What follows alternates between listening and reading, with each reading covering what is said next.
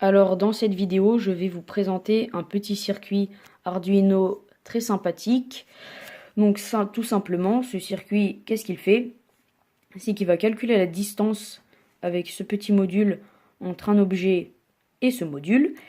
Et quand l'objet va être à 50 cm ou moins du module, ce petit engin juste ici, que je fasse la mise au point, voilà, va émettre un son continu tant qu'il est à moins ou à 50 cm de lui.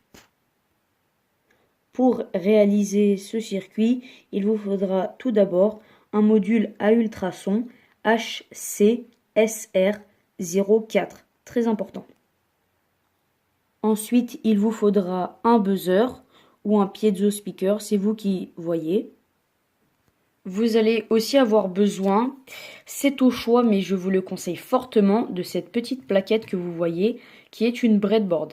Une breadboard c'est quoi? Une breadboard c'est une plaquette qui vous permet de faire vos connexions donc entre par exemple les fils et les connectiques de chacun des modules avant que vous ne passiez au soudage, donc que vous soudiez les fils et les connectiques. C'est très pratique par exemple pour réaliser des tests avant de concrétiser un projet. Parce que si vous commencez à souder les fils et les connectiques et que ça ne marche pas, c'est très embêtant.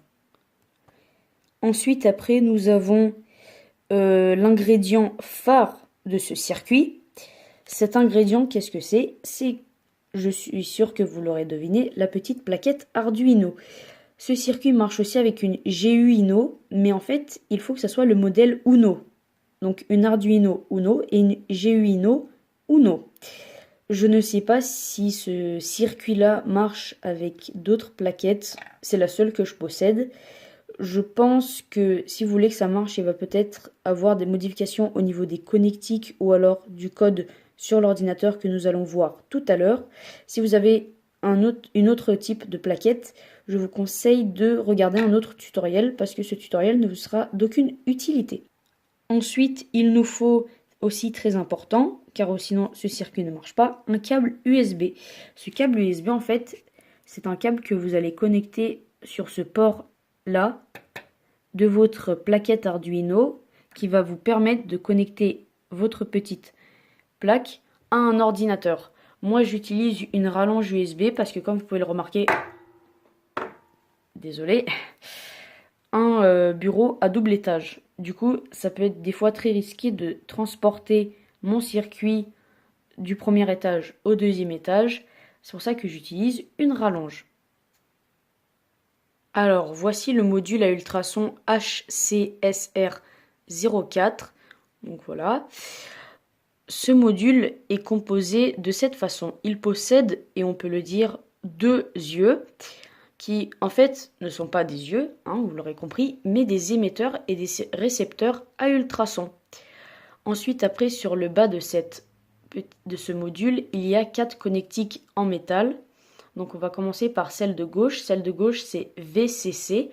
En fait, VCC, qu'est-ce que c'est? C'est par exemple dans la pile 4,5 volts que vous voyez en arrière-plan, donc celle que souvent on utilise au collège, c'est celle, ça correspond à la lamelle en fait qui correspond à la partie positive du module. Donc c'est par là où le courant va passer en premier lieu.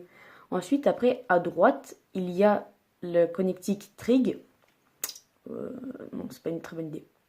Trig, donc du mot anglais trigger. Et en fait, trigger, c'est quoi? C'est la connectique qui va permettre la réception. En fait, c'est ce qui va récolter les données de la réception des ultrasons. Et c'est ça qui va déclencher, on peut le dire, l'effet avec le buzzer.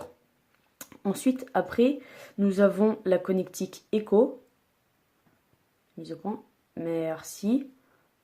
Donc la connectique Echo, qu'est-ce que c'est la connectique Echo? C'est ce qui va envoyer les ultrasons, qui va les envoyer et qui donc va aussi envoyer le signal à l'ordinateur et à la carte que oui, il a envoyé les ultrasons. Ensuite, après, en tout dernier, donc tout à droite, il y a une connectique qui s'appelle GND. GND, qu'est-ce que c'est? Ça vient de ground. Et ground, en fait, qu'est-ce que c'est? Donc, souvent, dans tous les modules comme ceci, vous allez avoir une connectique GND parce que c'est la connectique négative. Donc, dans la pile 4,5 volts, c'est ce qui correspond à la lamelle négative. Voilà. Alors voici une pile 4,5 volts, celle qu'on utilise au collège. Alors c'est une pile donc de la marque Carrefour, hein, le truc des marques, sincèrement moi je m'en fous. Donc comme vous pouvez le voir, elle possède deux lamelles. La petite lamelle c'est la positive et la grande lamelle c'est la négative. La petite lamelle c'est ce qui correspond au VCC sur notre module et la négative c'est ce qui correspond au ground. Alors voici le buzzer. Donc le buzzer en fait c'est un petit objet cylindrique qui possède deux petites tiges en métal. Donc sur le dessus on peut voir qu'il y a un plus, ce qui correspond à la tige en métal la plus grande. Donc c'est la partie positive. Et l'autre, la plus petite, c'est la négative. Ils n'ont pas mis le moins parce que c'est évident que s'il y en a une qui est la positive, l'autre ça soit la négative. Alors voici l'ordinateur sur lequel je fais souvent mes codes pour les circuits et mes codes pour d'autres programmations, donc dans mes loisirs. Je vais pas trop m'attarder sur le code, je vais vous le mettre en description et je vais essayer de détailler, enfin d'expliquer un peu plus. Mais en fait c'est un code qui est très simple, un code que surtout pour la partie à ultrasons, vous allez la trouver en fait dans plein de tutoriels différents. Parce que l'explication elle est toute simple, c'est que déjà de 1, je pense que c'est la méthode la plus simple de faire marcher ce module.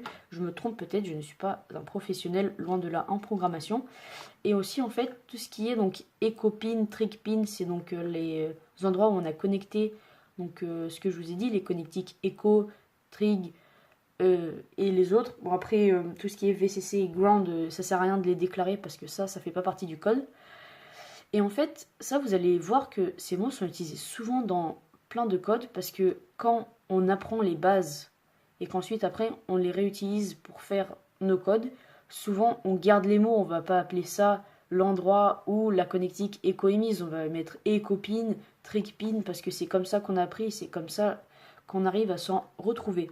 Ce code est très simple, hein, vous pouvez voir, il est pas trop long, désolé ma souris bug un peu, il est pas très long, hein, il est... Voilà, Après, bien sûr, c'est pas quelque chose qui se fait en 2 minutes, hein. Il faut prendre un peu le temps de réfléchir et tout ça, mais c'est très simple. Voilà, donc la plus grosse partie, bien sûr, c'est la partie avec les ultrasons. La partie avec le bip, c'est très simple, hein. Ça m'a mis 30 secondes à savoir comment le faire. Et encore là, j'exagère sur la durée, ça m'a mis même moins. Alors voilà, on a fini la partie explication du circuit. Et maintenant, ce que je vais faire, c'est que on va faire une phase de test pour vous prouver que ça marche avec le fauteuil sur lequel je suis assis, car il est assez large, donc ça va permettre aux ultrasons de bien le toucher, de rebondir et ne pas tomber sur des objets parasites. Par exemple, si vous utilisez ce tout petit stylo, ça peut marcher, mais les sons vont être moins réguliers, ça va moins bien rebondir, alors que là, c'est vraiment un siège en plus qui est un peu incurvé, donc ça va mieux marcher. Donc on se retrouve pour la phase de test. Alors maintenant je vais connecter mon câble USB à ma rallonge. Donc je vais essayer de ne pas passer devant le module pour pas que ça fasse du bruit. Voilà. Maintenant je me mets derrière le fauteuil et je vais commencer à le pousser vers mon circuit. Tout doucement.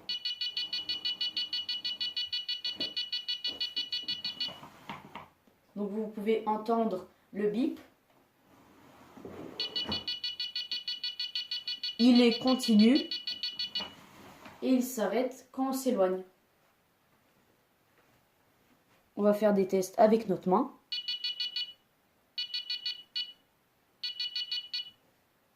Je vais même tester avec le stylo.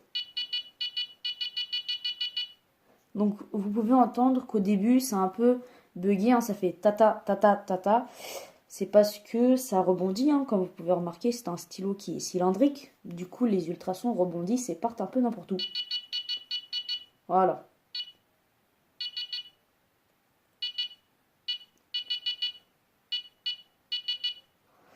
Voilà, j'aime bien un peu m'amuser avec ça.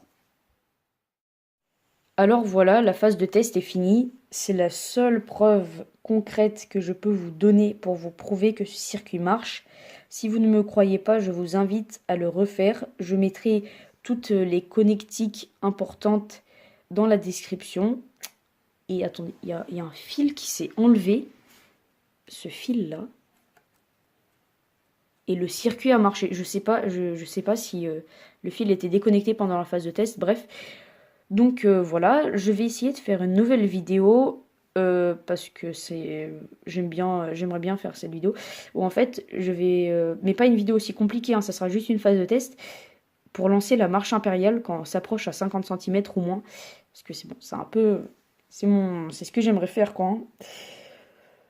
Et voilà, je ferai cette vidéo un peu plus tard et je pense que je vais continuer à faire des vidéos sur des circuits Arduino. Si vous avez des idées et que vous aimeriez que je les fasse en vidéo, je vous invite à l'écrire dans l'espace commentaire, hein. Après, si vous voulez pas, ce n'est pas grave. Donc, merci d'avoir regardé cette vidéo et à la prochaine.